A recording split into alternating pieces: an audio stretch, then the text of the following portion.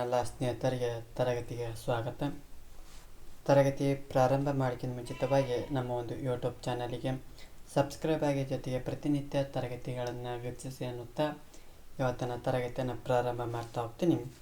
ಇವತ್ತಿನ ತರಗತಿ ವಿಶೇಷವಾದ ತರಗತಿ ಗಾಂಧಿಯುಗ. ಗಾಂಧಿಯುಗದ ಬಗ್ಗೆ ಚರ್ಚೆಯನ್ನು ಮಾಡ್ತಾವೆ. ಈ ಹಿಂದೆ ತರಗತಿಯೊಳಗೆ ಕ್ರಾಂತಿಕಾರಿಗಳ ಒಂದು ಸ್ವಾತಂತ್ರ್ಯ ಹೋರಾಟದಲ್ಲಿ ಕ್ರಾಂತಿಕಾರಿಗಳ ಒಂದು ಪಾತ್ರದ ಬಗ್ಗೆ ಚರ್ಚೆ ಮಾಡ್ತಾ ಹೋಗಿದ್ವಿ. ನೋಡ್ತಾ ಹೋದ್ವಿ, ಸ್ವಾತಂತ್ರ್ಯ ಹೋರಾಟದಲ್ಲಿ 3 ಯುಗಗಳು ಪ್ರಮುಖವಾಗಿ ಕಾಣ್ತಾ ಹೋಗ್ತವೆ. ಒಂದನೇದು ಮಂದಗಾಮಿಗಳ ಯುಗ 1885ರಿಂದ ಪ್ರಾರಂಭವಾಗಿ 1906ರವರೆಗೂ ಇವರ ಅವಧಿ ಇರ್ತೈತಿ. ಎರಡನೇದು ತೀವ್ರಗಾಮಿಗಳ ಯುಗ 1906ರಿಂದ ಹಿಡಿದು 1920ರ ಅವಧಿಯನ್ನು ತೀವ್ರಗಾಮಿಗಳಂತ ಯುಗ ಕರಿತೀವಿ. ನಂತರದಲ್ಲಿ ಗಾಂಧಿಯುಗ 1920ರಿಂದ 1947ರ ಅವಧಿಯನ್ನು ಗಾಂಧಿಯುಗ ಅಂತ ಕರಿತಾ ಹೋಗ್ತೀವಿ. ಈ ಒಂದು ಗಾಂಧಿಯುಗದಲ್ಲಿ ಪ್ರತ್ಯೇಕವಾಗಿ ಮತ್ತೊಮ್ಮೆ ತರಗತಿಯನ್ನು ಮಾಡ್ತಾ ಹೋಗ್ತೀನಿ. ಇದು ನಾನು ಪಠ್ಯ ಆಧಾರಿತ ವಿಷಯದ ಮೇಲೆ ಪಾಠವನ್ನು ಮಾಡ್ತಾ ಇದ್ದೇನೆ. ಹಾಗಾಗಿ ಗಾಂಧಿಯುಗದ ಬಗ್ಗೆ ಮತ್ತೆ ಖಾಲಿ ಇದ್ದಾಗ ಪಾಠವನ್ನು ಮಾಡ್ತಾ ಹೋಗ್ತೀನಿ.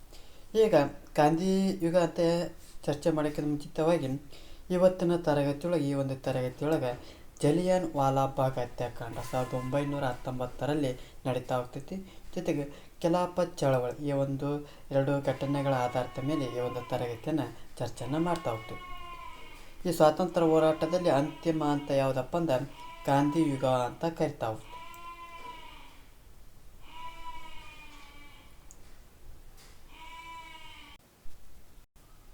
ಸ್ವಾತಂತ್ರ್ಯ ಹೋರಾಟದಲ್ಲಿ ಅಂತಿಮ ಅಂತ ಯಾವುದಪ್ಪ ಅಂದ್ರೆ ಗಾಂಧೀಜಿಯವರ ಒಂದು ಯುಗವನ್ನು ಅಂತಿಮ ಅಂತ ಕರಿತಾ ಹೋಗ್ತೀವಿ.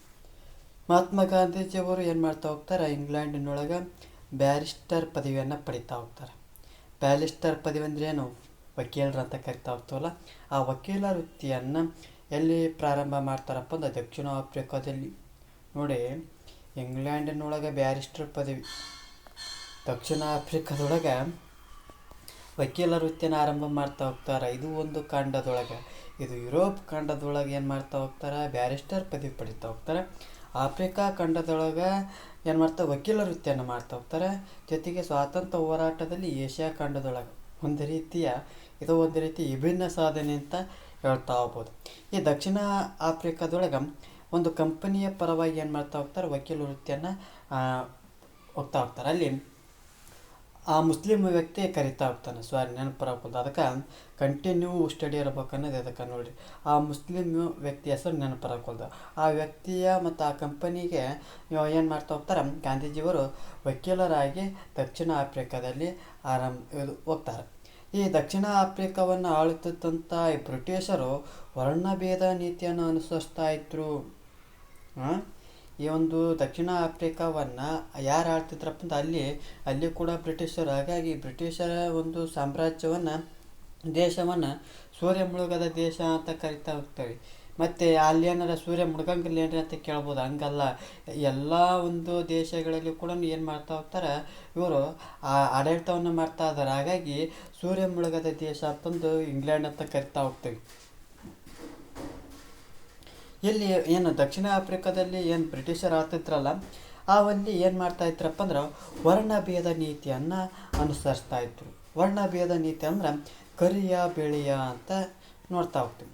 ಈ ಕರಿಯ ಬಿಳಿಯ ಅಂತಂದ್ರೆ ಈ ಬಿಳಿಯರು ಏನಪ್ಪ ಅಂದ್ರೆ ಉತ್ತಮ ಸ್ಥಿತಿಯಲ್ಲಿರೋರು, ಕರಿಯರು ಏನು ಮಾಡ್ತಾ ಹೋಗ್ತಾರೆ, ಕೆಳ ಸ್ಥಿತಿಯಲ್ಲಿರೋರು ಅಂತಂದು ಅವ್ರು ಏನು ಮಾಡ್ತಾ ಹೋಗ್ತಾರೆ, ಕರಿಯರನ್ನು ಕೀಳಾಗಿ ಕಾಣ್ತಾ ಇತ್ತು. ಹಾಗಾಗಿ ಆಫ್ರಿಕನ್ನರನ್ನು ಏನು ಮಾಡ್ತಾ ಇದ್ರಪ್ಪ ಅಂದ್ರೆ ಬಹಳ ಕೀಳಾಗಿ ಕಾಣ್ತಾ ಇದ್ರು.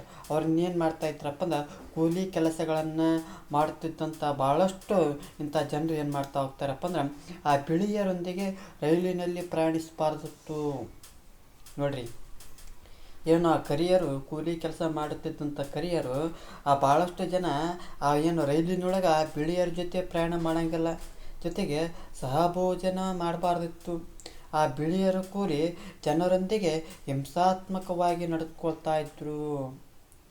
ಆ ಬಿಳಿಯರು ಏನಿದ್ರಲ್ಲ, ಆ ಕೂಲಿ ಜನರೊಂದಿಗೆ ಏನು ಮಾಡ್ತಾ ಇದ್ರಪ್ಪ ಅಂದ್ರೆ ಹಿಂಸಾತ್ಮಕವಾಗಿ ನಡ್ಕೊಳ್ತಾ ಇದ್ರು. ಆ ಗಾಂಧೀಜಿಯವರು ಕೂಡ ಅಂಥವರನ್ನು ಸಂಘಟಿಸಿ ಅವರ ಸುಖ ದುಃಖಗಳಲ್ಲಿ ಪಾಲ್ಗೊಂಡಂಥ ಬ್ರಿಟಿಷರ ವಿರುದ್ಧ ಏನು ಮಾಡ್ತಾ ಇದ್ರಪ್ಪ ಅಂದ್ರೆ ಶಾಂತಿಯುತವಾದಂಥ ಚಳುವಳಿಗಳನ್ನು ಪ್ರತಿಭಟನೆಗಳನ್ನು ಕೈಗೊಳ್ತಾ ಇದ್ರು. ಯಾರು? ಗಾಂಧೀಜಿಯವರು. ಯಾಕಪ್ಪ ಅಂದ್ರೆ ಗಾಂಧೀಜಿಯವರು ಕೂಡ ಸ್ವಲ್ಪ ಕರಿಯರೇ ಆಗ್ತಾರೆ. ಯಾಕಪ್ಪ ಅಂದ್ರೆ ಒಂದು ದಿವಸ ರೈಲಿನಲ್ಲಿ ಪ್ರಯಾಣಿಸುವಂಥ ಸಂದರ್ಭದಲ್ಲಿ ಅವ್ರನ್ನ ಕೆಳಗಿಳಿಸ್ತಾ ಹೋಗ್ತಾರೆ. ಯಾರನ್ನ? ಗಾಂಧೀಜಿಯವರನ್ನು. ಒಂದು ದಿವಸ ಏನು ನ್ಯಾಯಾಲಯದಲ್ಲಿ ವಾದ ಮಾಡುವಂಥ ಸಂದರ್ಭದಲ್ಲಿ ಅವರು ಏನು ಒಂದು ಇದು ಒಂದು ರೀತಿಯ ಅವರೊಂದು ವಿಭಿನ್ನ ಶೈಲಿ ಉಡುಪು ಹಾಕ್ಕೊಂಡು ಹೋಗ್ತಾ ಇತ್ತು. ಆ ಬ್ರಿಟಿಷ್ ಅಧಿಕಾರಿ ಹೇಳ್ತಾನೆ, ನೀನು ಪೂರ್ಣ ಪ್ರಮಾಣದ ಬಟ್ಟೆನ ಹಾಕ್ಕೊಂಡು ಬಾ, ಆಗ ನೀನು ವಾದ ಮಾಡು ಅಂತ ಹೇಳ್ತಾ ಹೋಗ್ತಾರೆ. ಆದರೆ ಅದೇ ಒಂದು ಬರ್ತಾ ಹೋಗ್ತಾರೆ. ಹಾಗಾಗಿ ಆ ಬ್ರಿಟಿಷ್ ಅಧಿಕಾರಿ ಏನು ಹೇಳ್ತಾ ಹೋಗ್ತಾರೆ ಗಾಂಧೀಜಿಯವರನ್ನು, ನೀನೊಬ್ಬ ಅರಬೆತ್ತಲೆಯ ಫಕೀರ ಅಂತಂತ ಕರಿತಾ ಹೋಗ್ತಾರೆ. ಯಾರನ್ನು ಅರಬೆತ್ತಲೆಯ ಫಕೀರ ಅಂತ ಕರಿತಾ ಹೋಗ್ತಪ್ಪದ? ಗಾಂಧೀಜಿಯವ್ರನ್ನ. ಯಾರು ಹೇಳ್ತಾ ಹೋಗ್ತಾರಪ್ಪ ಅಂದ್ರೆ ನನಗೆ ನೆನಪರಕ್ಕಲ್ಲ. ಅದಕ್ಕೆ ನಿರಂತರವಾದ ಓದು ಬರ ಎದಕ್ಕಿರ್ಬೇಕಂದ್ರೆ ಇದಕ್ಕೆ ನೋಡಿ, ಹೇಳ್ಬೇಕಂದ್ರೆ ನೆನಪರಕೊಳ್ದು ಇರಲಿ, ತ್ಯಾಸ್ ಮಾಡಿ ಹೇಳ್ತಾರೆ. ಏನು ಮಾಡ್ತಾ ಹೋಗ್ತಾರೆ, ಏನು ಕೀಳಾಗಿ ಕಾಣಿಸ್ತಿದ್ದಂಥ ಈ ಕರಿಯರನ್ನು ಏನು ಮಾಡ್ತಾ ಹೋಗ್ತಾರಪ್ಪ ಅಂದ್ರೆ ಅವರನ್ನು ಒಗ್ಗೂಡಿಸಿ ಆ ಸುಖ ದುಃಖಗಳಲ್ಲಿ ಪಾಲ್ಗೊಂಡು ಆ ಬ್ರಿಟಿಷರ ವಿರುದ್ಧ ಏನು ಮಾಡ್ತಾಯಿದ್ರು, ಶಾಂತಿಯುತವಾದಂಥ ಚಳುವಳಿಗಳನ್ನು ಪ್ರತಿಭಟನೆಗಳನ್ನು ಕೈಗೊಳ್ತಾ ಹೋಗ್ತಾರೆ. ಜೊತೆಗೆ ದಕ್ಷಿಣ ಆಫ್ರಿಕಾದಲ್ಲಿ ಬ್ರಿಟಿಷರ ವಿರುದ್ಧ ಮಾಡಿದಂಥ ಚಳುವಳಿಯು ಆ ಚಳುವಳಿ ಮಾಡಿದಂಥ ಸ್ಫೂರ್ತಿ ಮುಂದೆ ಆ ಭಾರತೀಯರನ್ನು ಬ್ರಿಟಿಷರಿಂದ ವಿಮೋಚನೆ ಮಾಡೋಕ್ಕೆ ಒಂದು ರೀತಿಯ ಸಾಕಾರ ಆಗ್ತಾ ಹೋಗ್ತದೆ. ಹಾಗಾಗಿ ಭಾರತದ ಒಂದು ಸ್ವಾತಂತ್ರ್ಯ ಹೋರಾಟದಲ್ಲಿ 1920ರಿಂದ 1947 ಕಾಲವನ್ನು ಗಾಂಧಿಯುಗ ಅಂತ ಕರಿತಾ ಹೋಗ್ತದೆ. ಭಾರತ ಸ್ವಾತಂತ್ರ್ಯ ಪಡೆಯುವವರೆಗೂ ನಡೆದ ಈ ಘಟನಾವಳಿಗಳನ್ನು ಗಾಂಧೀಜಿಯವರ ಮುಖ್ಯ ಪಾತ್ರದಲ್ಲಿ, ಮುಖ್ಯ ನಾಯಕತ್ವದಲ್ಲಿ, ಮುಖ್ಯ ಭೂಮಿಕೆಯಲ್ಲಿ ಕಾಣ್ತಾ ಹೋಗ್ತೀವಿ. ಯಾವ ಕಾಲವನ್ನು? 1920ರಿಂದ 1947 ಕಾಲಾವಧಿಯನ್ನು. ಹಾಗಾಗಿ ಮತ್ತೆ ಮುಂದುವರೆದು ನೋಡ್ತಾ ಹೋಗೋಣ. ಮಹಾತ್ಮ ಗಾಂಧೀಜಿಯವರು ಪ್ರವೇಶದಿಂದಾಗಿ ಸ್ವಾತಂತ್ರ್ಯ ಚಳುವಳಿಯಲ್ಲಿ ಒಂದು ಹೊಸ ಆಯಾಮ ಪಡಿತಾ ಹೋಗ್ತೈತಿ. ಎಲ್ಲರೂ ಮುಗಿದು, ಮಂದಗಾಮಿಗಳು ಮುಗಿದು, ತೀವ್ರಗಾಮಿಗಳು ಮುಗಿದ್ರು, ಕ್ರಾಂತಿಕಾರಿಗಳು ಮುಗಿದ್ರು, ಈ ಕೊನೆಗೆ ಗಾಂಧೀಜಿ ಅವರು ಒಂದು ಸ್ವಾತಂತ್ರ್ಯ ಹೋರಾಟಕ್ಕೆ, ಸ್ವಾತಂತ್ರ್ಯ ಚಳುವಳಿಗೆ ಬಂದಾಗ ಒಂದು ರೀತಿಯ ಹೊಸ ಆಯಾಮ ಪಡಿತಾ ಹೋಗ್ತೈತಿ. ಆ ಗಾಂಧೀಜಿಯವರು ತಮ್ಮ ಹೋರಾಟದಲ್ಲಿ ಪರೋಕ್ಷ ಪ್ರತಿರೋಧ, ಅಹಿಂಸಾ ಮತ್ತು ಸತ್ಯಾಗ್ರಹವನ್ನು ಪ್ರಮುಖ ತಂತ್ರಗಳನ್ನಾಗಿ ಬಳಸಿಕೊಂಡ್ರು. ಎಲ್ಲರೂ ಒಂದೊಂದು ಸ್ಟೈಲ್. ಒಬ್ಬನು ಯುದ್ಧ ಮಾಡಿ ಕಳ್ಸೋಣ, ಒಬ್ಬನು ಹೋರಾಟ ಮಾಡಿ ಕಳ್ಸೋಣ, ಒಬ್ಬನು ಸಂಚು ಮಾಡಿ ಕಳ್ಸೋಣ ಬ್ರಿಟಿಷನ್ ಅಂತ ವಿಚಾರ ಮಾಡಿದರೆ, ಗಾಂಧೀಜಿ ವಿಭಿನ್ನ ಸ್ಟೈಲ್. ಏನು? ಪರೋಕ್ಷ ಪ್ರತಿರೋಧ, ಅಹಿಂಸೆ, ಸತ್ಯಾಗ್ರಹ, ಇವು ಮೂರು ತಂತ್ರಗಳ ಮೂಲಕ ಏನು ಮಾಡ್ತಾ ಹೋಗ್ತಾರೆ, ಗಾಂಧೀಜಿಯವರು ಸ್ವಾತಂತ್ರ್ಯ ಹೋರಾಟದಲ್ಲಿ ಬಳಸ್ಕೊಳ್ತಾ ಹೋಗ್ತಾರೆ. ತಮ್ಮ ಸಿದ್ಧಾಂತಗಳನ್ನು ಅವ್ರು ಏನು ಮಾಡ್ತಾ ಹೋಗ್ತಾರೆ, ಯಂಗ್ ಇಂಡಿಯಾ ಎಂಬ ಪತ್ರಿಕೆಯಲ್ಲಿ ವ್ಯಕ್ತಪಡಿಸ್ತಾ ಇರ್ತಾರೆ. ಅವ್ರದ್ದು ಒಂದು ಪತ್ರಿಕೆ ಐತೆ ನೋಡ್ರಿ, ಯಾವುದು? ಯಂಗ್ ಇಂಡಿಯಾ ಪತ್ರಿಕೆ. ತಮ್ಮ ಒಂದು ಸಿದ್ಧಾಂತಗಳನ್ನ ಯಾವ ಪತ್ರಿಕೆಯ ಮೂಲಕ ವ್ಯಕ್ತಪಡಿಸ್ತಿದ್ರಪ್ಪ ಅಂದ್ರೆ ಯಂಗ್ ಇಂಡಿಯಾ ಪತ್ರಿಕೆಯ ಮೂಲಕ. ಸತ್ಯಾಗ್ರಹವು ಇವರ ಹೋರಾಟದ ಪ್ರಮುಖ ಅಸ್ತ್ರವಾಗಿತ್ತು.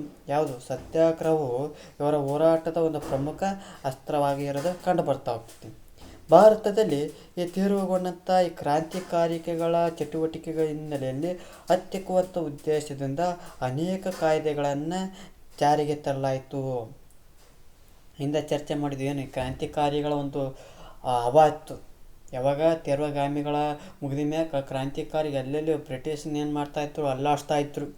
ಅವಾಗ ಬ್ರಿಟಿಷರು ಏನು ಮಾಡ್ತಾ ಹೋಗ್ತಾರೆ, ಈ ಕ್ರಾಂತಿಕಾರಿಗಳನ್ನು ತಡಿಬೇಕನ್ನೋ ಸಲುವಾಗಿ ಅನೇಕ ಇಲ್ಲದ್ದಲ್ಲದ ರೂಲ್ಸುಗಳನ್ನು, ಅನೇಕ ಕಾಯ್ದೆಗಳನ್ನು ಜಾರಿಗೆ ತಂದು ಬಿಡ್ತಾರೆ. ಅದರಲ್ಲಿ ಫೆಬ್ರವರಿ 1919 ಒಂದು ಜಾರಿಗೆ ತರ್ತಾರೆ. ಅದು ರೌಲತ್ ಕಾಯ್ದೆ ಅಂತ ಜಾರಿಗೆ ತರ್ತಾ ಹೋಗ್ತಾರೆ. ಯಾವ ಕಾಯ್ದೆ? ರೌಲತ್ ಕಾಯ್ದೆ ಜಾರಿಗೆ ತರ್ತಾ ಹೋಗ್ತಾರೆ. ಈ ರೌಲತ್ ಜಾರಿಗೆ ತರ್ತಾ ಹೋಗ್ತಾರೆ. ಏನು ಈ ರೌಲತ್ ಕಾಯ್ದೆ? ಏನು ಸರ ಇದು ರೌಲತ್ ಕಾಯ್ದೆ ಏನು ವಿಶೇಷತೆ ಆಯ್ತು ಅಂತ ನೋಡಿದರೆ, ಇದು ಕೇವಲ ಗುಮಾನಿಯ ಮೇಲೆ ಜನರನ್ನು ಬಂಧಿಸಿ ವಿಚಾರಣೆ ನಡೆಸುವ ಅಧಿಕಾರವನ್ನು ನ್ಯಾಯಾಧೀಶರಿಗೆ ಇದು ನೀಡ್ತಾ ಹೋಗ್ತೈತಿ. ನೋಡ್ರಿ, ಇದು 1919 ಕಾಯ್ದೆ ಏನಪ್ಪ ಅಂದ್ರೆ, ರೌಲತ್ ಕಾಯ್ದೆ ಯಾವುದೇ ಒಬ್ಬನ ಪೂರ್ವ ಮಾಹಿತಿ ಹೇಳ್ದೆ ಕೇಳ್ದೆ ಎಳ್ಕೊಂಬಂದು ವಿಚಾರಣೆ ಮಾಡಿಸುವಂಥ ಅಧಿಕಾರ ಈ ಒಂದು ಕಾಯ್ದೆಯೊಳಗೆ ಇತ್ತು. ಅಂದ್ರೆ ಗುಮಾನಿಯ ಮೇಲೆ ಜನರನ್ನು ಬಂಧಿಸಿ ವಿಚಾರಣೆ ನಡೆಸುವಂಥ ಅಧಿಕಾರ ನ್ಯಾಯಾಧೀಶರಿಗಿತ್ತು. ಈ ಒಂದು ಗಾಂಧೀಜಿಯವರು ಈ ಅಮಾನವೀಯ ಕಾಯ್ದೆಯ ವಿರುದ್ಧ ತಮ್ಮ ಒಂದು ಹೋರಾಟದ ಸಾತ್ವಿಕ ಅಸ್ತ್ರವಾದಂಥ ಸತ್ಯಾಗ್ರಹವನ್ನು ಬಳಕೆ ಮಾಡ್ತಾ ಹೋಗ್ತಾರೆ. ಯಾವುದು ಈ ಒಂದು ಅಮಾನವೀಯ ಕಾಯ್ದೆ, ಇದು ಕಾಯ್ದೆ ಅಂತಾರೆ ಯಾರ, ಇದೇನು ಹೇಳ್ದ ಕೇಳ್ದು ಹೇಳ್ಕೊಂಡು ವಿಚಾರಣೆ ಮಾಡ್ಸೋ ಕಾಯ್ದೆ ಅಂತಾರೆ ಅನ್ಕೊಂಡು ಏನು ಮಾಡ್ತಾ ಹೋಗ್ತಾರೆ, ಅವರೊಂದು ಅಸ್ತ್ರ ಇತ್ತು ಯಾವುದು ಅಹಿಂಸಾ ಸತ್ಯಾಗ್ರಹ ಪ್ರತಿರೋಧ ಇದು ಸಿದ್ಧಾಂತ, ಅದರಲ್ಲಿ ಸತ್ಯಾಗ್ರಹ ಅಸ್ತ್ರವನ್ನು ತೆಗಿತಾ ಹೋಗ್ತಾರೆ. ಯಾಕೆ ಈ ಕಾಯ್ದೆಗೆ ದೇಶಾದ್ಯಂತ ಇದಕ್ಕೆ ಏನಾಗ್ತೈತಿ, ವ್ಯಾಪಕವಾದಂಥ ಬೆಂಬಲ ತೋರಿತಾ ಹೋಗ್ತೈತಿ. ಸಹಸ್ರಾರು ಭಾರತೀಯರು ಈ ಒಂದು ಮೂಲಕ ಬ್ರಿಟಿಷರ ವಿರುದ್ಧ ಏನು ಮಾಡ್ತಾ ಹೋಗ್ತಾರೆ, ಭಾಗವಹಿಸ್ತಾ ಹೋಗ್ತಾರ. ಸರ ಅಗಲಿತ ಪಡ್ಕೊಳಕತ್ತೀರಿ. ಸತ್ಯಾಗ್ರಹ ಅಂದ್ರೆ ಏನ್ರಿ ಸರ? ಅಹಿಂಸೆ ಅಂದ್ರೆ ಗೊತ್ತೈತಿ, ಹಿಂಸೆ ಪ್ರಾಣಿಗಳನ್ನ ಹಿಂಸೆ ಮಾಡಿದ್ರೆ ಹಿಂಸೆ ಅಂತ ಹೇಳ್ತೇವೆ, ಪ್ರಾಣಿಗಳ ಹಿಂಸೆ ಮಾಡಿ ಅಹಿಂಸಾ ಅಂತ ಹೇಳ್ತೇವೆ. ಅಂದ್ರೆ ಒಟ್ಟು ರಕ್ತ ಬರಬಾರ್ದು, ಅದು ಅಹಿಂಸೆ ಅಂತ ಅರ್ಥ. ಸತ್ಯಾಗ್ರಹ ಅಂದ್ರೆ ಏನ್ರಿ, ಏನು ಸತ್ಯ ಏನಾರು ಹೇಳ್ಬೇಕು ಏನಂತ ನೋಡ್ತಾ ಹೋಗೋಣ. ಸತ್ಯಾಗ್ರಹ ಅಂದ್ರೆ ಏನಪ್ಪ ಅಂದ್ರೆ ವರ್ಣಭೇದ ನೀತಿಯ ವಿರುದ್ಧ ಹೋರಾಟದಲ್ಲಿ ಗಾಂಧೀಜಿಯವರು ಇದನ್ನು ಆಫ್ರಿಕಾದಲ್ಲಿ ಮೊದಲು ಬಳಸ್ತಾ ಹೋಗ್ತಾರೆ. ಎಲ್ಲಿ ಆಫ್ರಿಕಾದಲ್ಲಿ ವರ್ಣಭೇದ ನೀತಿ, ಕರಿಯ ಬಿಳಿ ಅಂತ ಭಾರಿ ತಾರತಮ್ಯ ಮಾಡ್ತಾಯಿದ್ರು. ಅದನ್ನು ಒಂದೇ ಅಸ್ತ್ರ ಎಲ್ಲಿ ಬಳಸ್ತಾರೆ, ದಕ್ಷಿಣ ಆಫ್ರಿಕಾದಲ್ಲಿ ಬಳಸ್ತಾ ಹೋಗ್ತಾರೆ. ಇದೇ ಅಸ್ತ್ರವನ್ನು ಎಲ್ಲಿ ಬಳಸ್ತಾ ಹೋಗ್ತಾರೆ, ಭಾರತ ಸ್ವಾತಂತ್ರ್ಯ ಹೋರಾಟದ ಚಳುವಳಿಯಲ್ಲಿ ಬಳಸ್ತಾ ಹೋಗ್ತಾರೆ. ಹಾಗಾದ್ರೆ ಇದು ಒಂದು ರೀತಿಯ ದೈಹಿಕ ಒತ್ತಡವಲ್ಲ ನೋಡಿ. ಸತ್ಯಾಗ್ರಹ ಅನ್ನೋದು ದೈಹಿಕ ಒತ್ತಡವಲ್ಲ, ಅದು ಆತ್ಮಾಭಿಮಾನದ ಹೋರಾಟ. ಎಲ್ಲಿ ಆತ್ಮದಿಂದ ಬರಬೇಕು, ಹೃದಯದಿಂದ ಬರಬೇಕು ಅದು. ಸತ್ಯಾಗ್ರಹ ಅನ್ನೋದು ದೈಹಿಕವಾದಂಥ ಒತ್ತಡ ಅಲ್ಲದು, ಆತ್ಮಾಭಿಮಾನದ ಹೋರಾಟ ಆಗಿರೋದು ಕಂಡು ಬರ್ತಾ ಹೋಗ್ತೈತಿ. ತಡ್ರಿ, ಜಲಿಯನ್ ವಾಲಾಬಾಗ್ ಹತ್ಯಾಕಾಂಡದ ಬಗ್ಗೆ ಚರ್ಚೆ ಮಾಡೋಕ್ಕಿಂತ ಮುಂಚಿತ ಇಲ್ಲೊಂದು ಪಾಯಿಂಟ್ ಐತೆ, ಅದನ್ನು ನೋಡ್ತಾ ಹೋಗೋಣ. ಗಾಂಧೀಜಿಯ ಪ್ರದೇಶದೊಂದಿಗಿನ ಹೊಸ ಕಾಂಗ್ರೆಸ್ ತನ್ನ ಸದಸ್ಯತ್ವವನ್ನು ಎಲ್ಲರಿಗೂ ಮುಕ್ತಗೊಳಿಸಿ ಜನಸಾಮಾನ್ಯರ ಸಂಘಟನೆಯಾಗಿಸಿತ್ತು.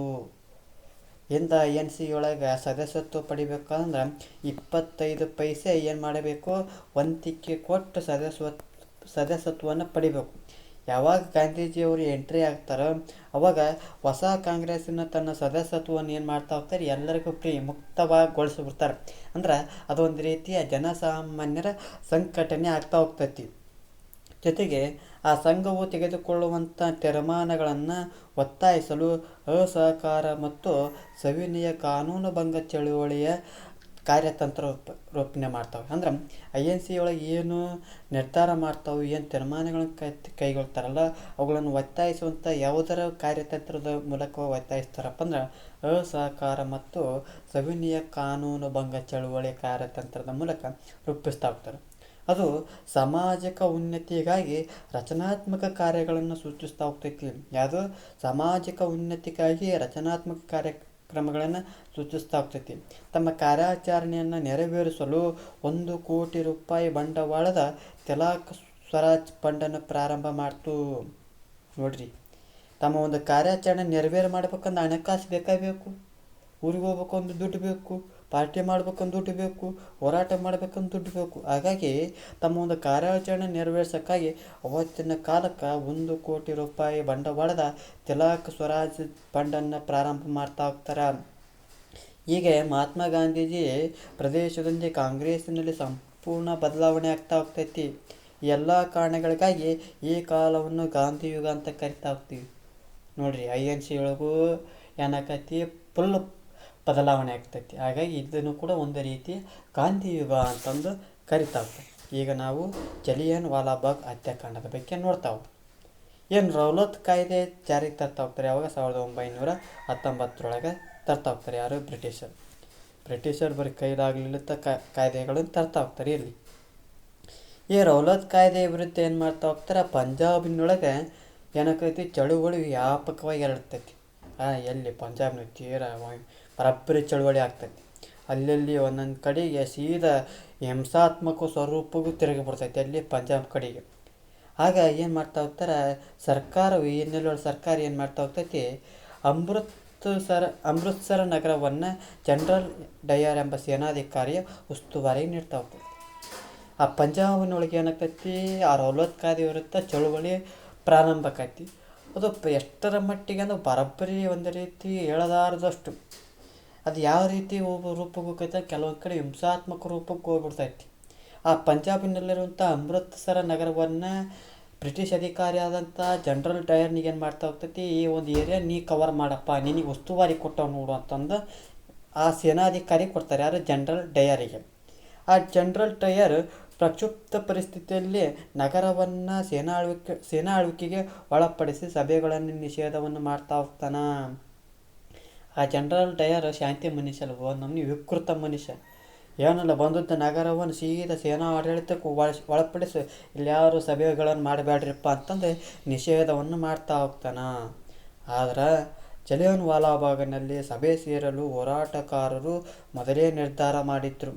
ಎಲ್ಲಿ ಈ ಒಂದು ಜಲಿಯನ್ ವಾಲಾಬಾಗ್ನಲ್ಲಿ ಏನು ಜನರಲ್ ಡಯರ್ ಬರೋಕ್ಕಿಂತ ಮುಂಚೆಗೆ ಅಲ್ಲಿ ಹೋರಾಟಗಾರ ಏನು ಮಾಡಿದಪ್ಪ ಅಂದ್ರೆ, ಅಲ್ಲಿ ನಾವು ಮುಂದೆ ಪಟೇಲಿ ಹೋರಾಟ ಎಲ್ಲಿ ಸಭೆ ಮಾಡ್ತಪ್ಪ ಅಂದ್ರೆ ಜಲಿಯನ್ ವಾಲಾಬಾಗ್ನಲ್ಲಿ ಸಭೆ ಸೇರ್ತೀವಿ, ಅಲ್ಲಿ ಬರ್ರಿ ಅಂತಂದು ಮೊದಲೇ ನಿರ್ಧಾರ ಮಾಡಿತ್ತು. ಅವರಿಗೆ ಈ ನಿಷೇಧದ ಬಗ್ಗೆ ಪೂರ್ಣ ತಿಳುವಳಿಕೆ ಇರಲಿಲ್ಲ ಪಾಪ. ಈ ಜನರಲ್ ಡಯರ್ ಒಮ್ಮೆರೆ ಪ್ರಚಾರ ಮಾಡ್ಬೇಕಪ್ಪ, ಎಲ್ಲೆಲ್ಲಿ ಬೇಕಾಬಿಟ್ಟು ಹೇಳ್ತಾನೆ ಹೇಳ್ಬಿಟ್ಟಾರ. ಹಾಗಾಗಿ ಈ ನಿಷೇಧದ ಬಗ್ಗೆ ಪೂರ್ಣ ತಿಳುವಳಿಕೆ ಇರಲಿಲ್ಲ. ಆ ಒಂದು ಪ್ರದೇಶಕ್ಕೆ 20,000 ಜನ ಆ ರೌಲತ್ ಕಾಯ್ದೆಯ ವಿರುದ್ಧ ಪ್ರತಿಭಟನಾ ಸಭೆಯಲ್ಲಿ ಸೇರಿದ್ರು. ನೋಡ್ರಿ, ಒಬ್ಬರಲ್ಲ, ಇಬ್ಬರಲ್ಲ, 100 1,000 2,000 20,000 ಜನ ಆ ರೌಲತ್ ಕಾಯ್ದೆಯ ವಿರುದ್ಧ ಪ್ರತಿಭಟನಾ ಸಭೆಯಲ್ಲಿ ಸೇರಿದ್ರು. ಅದು ನೋಡಿ, ಜಲಿಯನ್ ವಾಲಾಬಾಗು ಸೀದಾ ಬಯಲು ಪ್ರದೇಶ ಅಲ್ಲ, ಸುತ್ತಲೂ ಎತ್ತರವಾದಂಥ ಗೋಡೆಗಳಿಂದ ಕಿರಿದಾದ ಪ್ರವೇಶದಿಂದ ಕೂಡಿದಂಥ ಜಾಲಿಯನ್ ವಾಲಾಬಾಗ್ನಲ್ಲಿ ಸಭೆಯು ಶಾಂತಿಯಿಂದ ನಡೀತಾ ಇತ್ತು. ಒಂದು ರೀತಿಯ ಆ ಜಾಲಿಯನ್ ವಾಲಾಬಾಗಪ್ಪ ಅಂದ್ರೆ ಏನು ಗರಡಿ ಮನೆಗಳು ಅಂತ ಇರ್ತಲ್ಲ, ಆ ರೀತಿ ಇತ್ತು. ಅಂದ್ರೆ ಸುತ್ತಲೂ ಎತ್ತರವಾದಂಥ ಗೋಡೆಗಳು, ಸಣ್ಣದ ಕಿರಿದಾದಂಥ ಬಾಗಿಲುಗಳಿತ್ತು. ಅಲ್ಲಿ ಶಾಂತಿಯುತವಾದಂಥ ಈ ರೌಲತ್ ಕಾಯ್ದೆಯ ಬಗ್ಗೆ ಏನು ಮಾಡ್ತಾಯಿದ್ರು, ಸಭೆ ನಡೆಸ್ತಾಯಿದ್ರು. ಅದನ್ನು ಕೇಳಿದಂಥ ಯಾರು ಜನರಲ್ ಡಯರ್ ಸೈನ್ಯ ತಗೊಂಡು ಬಂದ್ಬಿಡ್ತಾನೆ ಇಲ್ಲಿಗೆ, ಯಾರಿಗೂ ಮುನ್ಸೂಚನೆ ನೀಡೋಂಗಿಲ್ಲ. ಶಾಂತಿಯುತವಾಗಿ ನಡೀತಿದ್ದಂಥ ಈ ಪ್ರತಿಭಟನಾ ಸಭೆಯಲ್ಲಿ ಜನರ ಮೇಲೆ ಸುತ್ತೂರು ನಡೆಸಿದ ಅಮಾನುಷಿಕವಾಗಿ ಫೈರಿಂಗ್ ಮಾಡಕತ್ಬಿಟ್ಟ. ಹಂಗೆ ಮಳೆ ಹೆಂಗೆ ಬರ್ತೈತೆ ಹಂಗೆ ಗುಂಡಿನ ಮಳೆ ಸುರ್ಸಾಕತ್ಬಿಟ್ಟೆ. ಈ ಒಂದು ಹತ್ಯಾಕಾಂಡದಲ್ಲಿ ಎಷ್ಟು ಜನಪ್ಪ 379 ಪ್ರತಿಭಟನಾಕಾರಿ ಏನು ಮಾಡ್ತಾ ಹೋಗ್ತಾರೆ, ಪ್ರಾಣವನ್ನು ಕಳ್ಕೊತಾ ಹೋಗ್ತಾರೆ. ನೋಡ್ರಿ, 379 ಸಹಸ್ರಾರು ಜನರು ಏನಾಗ್ತಾರೆ, ಗಾಯಗೊಳ್ತಾ ಹೋಗ್ತಾರೆ. ಯಾಕಪ್ಪ ಅಂದ್ರೆ 26,000 ಜನ ಅದಾರ. ಹೋಗಕ್ಕೆ ನೋಡಿದ್ರೆ ಸಣ್ಣ ಕೆರಿದಾದ ಧ್ವನಿ, ಸುತ್ತಲೂ ನೋಡಿದ್ರೆ ಗುಂಡಿನ ಮಳೆ ಸುರ್ಸಾಕತ್ಬಿಟ್ಟಾನ. ಕೆಲವರು ಅಲ್ಲಿ ಒಂದು ಬಾವಿ ಇತ್ತು, ಬಾವಿಗೆ ಹಾರಿದ್ರು. ಒಬ್ಬೊಬ್ರು ಗುಂಡಿ ಬಲಿ ಆದರು. ಎಷ್ಟು 379 ಗುಂಡಿಗೆ ಬಲಿ ಆಗ್ತಾ ಹೋಗ್ತಾರೆ. ಜೊತೆಗೆ ಅನೇಕ ಸಹಸ್ರಾರು ಜನರು ಗಾಯಗೊಳ್ತಾ ಹೋಗ್ತಾರೆ. ಈ ಒಂದು ಘಟನೆಯನ್ನು ಏನಂತ ಕರೀತಾರಪ್ಪ ಅಂದ್ರೆ ಜಲಿಯನ್ ವಾಲಾಬಾಗ್ ದುರಂತ ಅಂತ ಕರಿತಾ ಹೋಗ್ತಾರ. ಈ ಒಂದು ಘಟನೆ ಏನಂತ ಕರೀತಾರಪ್ಪ ಅಂದ್ರೆ ಜಲಿಯನ್ ವಾಲಾಬಾಗ್ ದುರಂತ ಅಂತ ಕರಿತಾ ಹೋಗ್ತಾರೆ. ಸರ್ಕಾರ ಏನು ಮಾಡ್ತಾ ಹೋಗ್ತೈತಿ, ಮತ್ತು ಏನದು ಜಲಿಯನ್ ವಾಲಾಬಾಗ್ ಏನು ಜನರಲ್ ಡಯರ್ ಇದ್ದಲ್ಲ, ಆ ಒಂದು ನೀನು ಏನಪ್ಪ ಎಲ್ಲ ಇಂಥ ಒಂದು ಘಟನೆ ಮಾಡಿಯಲ್ಲ ಅಂತಂದು ಸರ್ಕಾರ ಏನು ಮಾಡ್ತೈತಿ, ಈ ದುರಂತದ ವಿಚಾರಣೆಗಾಗಿ ಹಂಟರ್ ಆಯೋಗ ಅಂತಂದು ನೇಮಕ ಮಾಡ್ತಾ ಹೋಗ್ತೈತಿ. ಯಾವ ಆಯೋಗ? ಹಂಟರ್ ಆಯೋಗ. ಯಾಕೆ ಆ ಒಂದು ಹತ್ಯಾಕಾಂಡ ನಡೆಯೋಕೆ ಏನಾಗಿತ್ತು, ಎಷ್ಟು ಜನ ಸತ್ರು, ಏನಾಯ್ತು ಎಲ್ಲ ಏನು ವರದಿ ಸಲ್ಸಕ್ಕೆ ಹಂಟರ್ ಆಯೋಗವನ್ನು ನೇಮಕ ಮಾಡ್ತಾ ಹೋಯ್ತು. ಹಂಟರ್ ಆಯೋಗ ಇದರಿಂದ ಏನು ಉಪಯೋಗ ಇಲ್ಲ, ಯಾಕಂದ್ರೆ ಅದು ಬ್ರಿಟಿಷರ ಆಯೋಗ. ಹಾಗಾಗಿ ಯಾವುದೇ ರೀತಿಯ ಪ್ರಯೋಜನವಾಗಲಿಲ್ಲ. ಭಾರತೀಯರ ಮೇಲಿನ ದೌರ್ಜನ್ಯ ಮತ್ತಷ್ಟು ಏನಾಕತಿ ಮುಂದುವರಿತಾ ಹೋಗ್ತೈತಿ. ಜೊತೆಗೆ ಇಲ್ಲಿ ಇದೇನಪ್ಪ ಅಂದ್ರೆ ಜಲಿಯನ್ ವಾಲಾಬಾಗ್ ಹತ್ಯಾಕಾಂಡ ಆಗ್ತೈತಿ. ಇದ್ರ ಬಗ್ಗೆ ಈ ಜಲಿಯನ್ ವಾಲಾಬಾಗ್ ಸ್ಮಾರಕವನ್ನು ನೋಡ್ತಾ ಹೋಗ್ತೀವಿ. ಏನು ಈ ಜಲಿಯನ್ ವಾಲಾಬಾಗ್ ದುರಂತದ ಒಂದು ಅಮಾನುಷೀಯ ಘಟನೆಯಲ್ಲಿ ರವೀಂದ್ರನಾಥ್ ಟ್ಯಾಗೋರ್, ಯಾರು ಜನಗಣಮನ ಅಂತ ಏನು ರಾಷ್ಟ್ರಗೀತೆ ಐತಲ್ಲ, ಅದನ್ನು ಬರೆದಂಥ ಕವಿ ರವೀಂದ್ರನಾಥ್ ಟ್ಯಾಗೋರ್ ಅವ್ರು ಏನು ಮಾಡ್ತಾ ಹೋಗ್ತಾರೆ, ವೈಸ್ರಾಯಿ ಪತ್ರ ಬರೆದು ತಮಗೇನು ನೀಡಿದಂಥ ನೈಟ್ಹುಡ್ ಗೌರವವನ್ನು ತ್ಯಜಿಸ್ತಾ ಹೋಗ್ತಾರೆ. ಆ ಮುಕ್ತ ಭಾರತೀಯ ಹೋರಾಟಗಾರನನ್ನು ಹತ್ಯೆಗದಂಥ ಜನರಲ್ ಡಯರ್ನನ್ನು ಕ್ರಾಂತಿಕಾರಿ ಆದಂಥ ಉಧಮ್ ಸಿಂಗ್ ಬಿಟ್ಟನೇನು, ಈ ಜನರಲ್ ಡಯರ್ನನ್ನು ಭಾರತದ ಕ್ರಾಂತಿಕಾರಿ ಒಬ್ಬ ಉಧಮ್ ಸಿಂಗ್ ಏನು ಮಾಡ್ತಾ ಹೋಗ್ತಾನೆ, ಜನರಲ್ ಡಯರ್ ಹುಡುಕಿ ಹೋಗಿ ಕೊಂದು ಬಂದ್ಬಿಡ್ತಾನೆ. ಯಾರು? ಉಧಮ್ ಸಿಂಗ್. ಜೊತೆಗೆ ಆ ಒಂದು ನೆನಪಿಗೆ ಜಲಿಯನ್ ವಾಲಾಬಾಗ್ ಸ್ಮಾರಕವನ್ನು ಸ್ಥಾಪನೆ ಮಾಡೋದು ಕಂಡು ಬರ್ತವೆ. ಇದು ಜಲಿಯನ್ ವಾಲಾಬಾಗ್ ಹತ್ಯಾಕಾಂಡದ ಬಗ್ಗೆ ಮಾಹಿತಿ ಆಗ್ತೈತಿ. ಮತ್ತು ಮುಂದುವರೆದು ನೋಡ್ತಾ ಹೋಗೋಣ. ಖಿಲಾಫತ್ ಚಳುವಳಿ. ಯಾವ ಚಳುವಳಿ? ಖಿಲಾಫತ್ ಚಳುವಳಿ. ಟರ್ಕಿಯ ಸುಲ್ತಾನರು ಮುಸ್ಲಿಮರ ಧಾರ್ಮಿಕ ಮುಖಂಡರು. ಅಂದ್ರೆ ಇದು ಒಂದು ರೀತಿಯ ಮುಸ್ಲಿಮರ ಒಂದು ಚಳುವಳಿ ಆಗ್ತಾ ಹೋಗ್ತೈತಿ. ಏನು ಈ ಟರ್ಕಿಯ ಸುಲ್ತಾನರು ಅದರಲ್ಲ, ಇವರು ಮುಸ್ಲಿಮರ ಒಂದು ಧಾರ್ಮಿಕ ಮುಖಂಡರಾಗಿರ್ತಾರೆ. ಇವರನ್ನು ಏನಂತ ಕರೀತಾರಪ್ಪ ಅಂದ್ರೆ ಖಲೀಫರು ಅಂತ ಕರಿತಾ ಹೋಗ್ತೀವಿ. ಏನು? ಖಲೀಫರು ಅಂತ ಕರಿತಾ ಹೋಗ್ತೀವಿ. ಏನು ಈ ಮೊದಲನೆಯ ಮಹಾಯುದ್ಧ ಸಂದರ್ಭದಲ್ಲಿ ಆ ಖಲೀಫರ ಮೇಲೆ ನಡೆಯುತ್ತಿದ್ದಂಥ ಈ ಬ್ರಿಟಿಷ್ ದೌರ್ಜನ್ಯವನ್ನು ಖಂಡಿಸಿ ಮುಸ್ಲಿಮರು ಏನು ಮಾಡ್ತಾ ಹೋಗ್ತಾರೆ, ಜಗತ್ತಿನಾದ್ಯಂತ ಪ್ರತಿಭಟನೆಯನ್ನು ಮಾಡ್ತಾ ಹೋಗ್ತಾರೆ. ಯಾವಾಗ ಮೊದಲನೇ ಮಹಾಯುದ್ಧ ಯಾವಾಗ 1914 1918 ಯಾವ ಒಪ್ಪಂದದ ಮೂಲಕ ಕೊನೆಗೊಳ್ತೈತಿ? ವರ್ಸಲಿಸ್ ಯಾವ ಒಪ್ಪಂದದ ಮೂಲಕ ಕೊನೆಗೊಳ್ತಾ ಹೋಗ್ತೈತಿ? ಇದು ಮಾಹಿತಿ ಇರಲಿ. ಆ ಮೊದಲನೇ ಮಹಾಯುದ್ಧದಲ್ಲಿ ಏನು ಆ ಖಲೀಫರ ಮೇಲೆ ಆ ಬ್ರಿಟಿಷರ ದೌರ್ಜನ್ಯವನ್ನು ಖಂಡಿಸಿ ಇಡೀ ಜಗತ್ತಿನಾದ್ಯಂತ ಮುಸ್ಲಿಮರು ಏನು ಮಾಡ್ತಾಯಿದ್ರು, ಪ್ರತಿಭಟನೆಯನ್ನು ಮಾಡ್ತಾಯಿದ್ರು. ಎಲ್ಲ ಜಗತ್ತಿನಾದ್ಯಂತ ಮತ್ತು ಭಾರತನೂ ಬರ್ತೈತೆ. ಆ ಭಾರತದಲ್ಲಿ ಮೊಹಮ್ಮದ್ ಅಲಿ ಮತ್ತು ಶೌಕತ್ ಅಲಿ ಸಹೋದರಿ ಏನು ಮಾಡ್ತಾ ಹೋಗ್ತಾರೆ, ಭಾರತದಲ್ಲಿ ಈ ಟರ್ಕರ ಪರವಾದಂಥ ಖಿಲಾಫತ್ ಚಳುವಳಿಯನ್ನು ಪ್ರಾರಂಭ ಮಾಡ್ತಾ ಹೋಗ್ತಾರೆ. ಎಲ್ಲಿ? ನಮ್ಮ ದೇಶದೊಳಗೆ. ನಮ್ಮ ದೇಶದಲ್ಲಿ ಯಾರು ಚಳುವಳಿ ಪ್ರಾರಂಭ ಮಾಡ್ತಾರಪ್ಪ? ಮೊಹಮ್ಮದ್ ಅಲಿ ಮತ್ತು ಶೌಕತ್ ಅಲಿ ಸಹೋದರರು ಭಾರತದಲ್ಲಿ ಟರ್ಕರ ಪರವಾದ ಖಿಲಾಫತ್ ಚಳುವಳಿಯನ್ನು ಪ್ರಾರಂಭವನ್ನು ಮಾಡ್ತಾ ಹೋಗ್ತಾರೆ. ಹಿಂದೂ ಮುಸ್ಲಿಮರು ಒಗ್ಗಟ್ಟಾಗಿ ಸೇರಿ ಆ ಬ್ರಿಟಿಷರ ವಿರುದ್ಧ ಬಂಡೆತ್ತರೆ ಮಾತ್ರ ಬ್ರಿಟಿಷರು ಹಿಮ್ಮೆಟ್ಟುತ್ತಾರೆ ಅನ್ನೋದು ಗಾಂಧೀಜಿಯವರ ನಂಬಿಕೆ. ಕೇವಲ ನಾವು ಹಿಂದೂಗಳ ಹೋಗಿ ಬ್ರಿಟಿಷರನ್ನ ದಬ್ಬಕ್ಕಾಗಲ್ಲ. ಹಿಂದೂಗಳು ಮತ್ತು ಮುಸ್ಲಿಮರು ಒಗ್ಗಟ್ಟಾಗಿ ಸೇರಿದಾರಪ್ಪ ಅಂದ್ರೆ ನಾವು ಬ್ರಿಟಿಷರನ್ನು ಏನು ಮಾಡ್ಬೋದು, ಭಾರತದಿಂದ ಓಡಿಸ್ಬೋದು ಅಂತಂದು ಗಾಂಧೀಜಿಯವರ ನಂಬಿಕೆ ಆಗಿದೆ. ಈ ಹಿನ್ನೆಲೆಯೊಳಗೆ ಆ ಮುಸ್ಲಿಮರ ಸಹಭಾಗಿತ್ವ ಆ ಭಾರತೀಯ ರಾಷ್ಟ್ರೀಯ ಕಾಂಗ್ರೆಸ್ಸಿನಲ್ಲಿ ಬಹಳ ಮುಖ್ಯ ಎಂದು ಭಾವಿಸ್ತಾ ಹೋಗ್ತಾರೆ. ಇದರ ಪರಿಣಾಮವಾಗಿ ಗಾಂಧೀಜಿಯವರು ಏನು ಮಾಡ್ತಾ ಹೋಗ್ತಾರೆ, ಈ ಖಿಲಾಫತ್ ಚಳುವಳಿಗೆ ತಮ್ಮ ಬೆಂಬಲವನ್ನು ನೀಡ್ತಾ ಹೋಗ್ತಾರೆ. ಯಾರಿಗೆ? ಮೊಹಮ್ಮದ್ ಅಲಿ ಮತ್ತು ಶೌಕತ್ ಅಲಿ ಅವರಿಗೆ ನೀವೇನು ಚಳುವಳಿ ನಡೆಸಕತ್ತೀರಲ್ಲ, ಆ ಖಿಲಾಫತ್ ಚಳುವಳಿಗೆ ನಾವು ಬೆಂಬಲವನ್ನು ನೀಡ್ತೀವಿ ಅಂತಂದು ಹೇಳ್ತಾ ಹೋಗ್ತಾರೆ. ಈ ಒಂದು ಚಳುವಳಿಯು ಹಿಂದೂ ಮುಸ್ಲಿಮರು ಒಂದುಗೂಡಿ ನಡೆಸಿದಂಥ ರಾಷ್ಟ್ರವ್ಯಾಪಿ ಆಂದೋಲನ ಆಗ್ತೈತಿ. ಅನೇಕ ರಾಷ್ಟ್ರೀಯ ನಾಯಕರು ಮತ್ತು ಕಾಂಗ್ರೆಸ್ ಸಂಘಟನೆಯ ಈ ಒಂದು ಖಿಲಾಫತ್ ಚಳುವಳಿಯ ಬೆಂಬಲಕ್ಕೆ ನಿಂತ್ಕೊಳ್ತಾ ಹೋಗ್ತೈತಿ. ಇದು ಏನಪ್ಪ ಅಂದ್ರೆ ಖಿಲಾಫತ್ ಚಳುವಳಿ ಆಗ್ತೈತಿ. ಇದಿಷ್ಟೇನಪ್ಪ ಅಂದ್ರೆ ಒಂದೇದು ಜಲಿಯನ್ ವಾಲಾಬಾಗ್ ಹತ್ಯಾಕಾಂಡ ಮತ್ತು ಖಿಲಾಫತ್ ಚಳುವಳಿ ಬಗ್ಗೆ ಮಾಹಿತಿ ಆಗ್ತೈತಿ. ಮತ್ತು ಮುಂದುವರೆದ ಭಾಗವನ್ನು ಮುಂದುವರೆದ ತರಗತಿಯಲ್ಲಿ ಚರ್ಚೆ ಮಾಡೋಣ ಅನ್ನತ್ತೆ.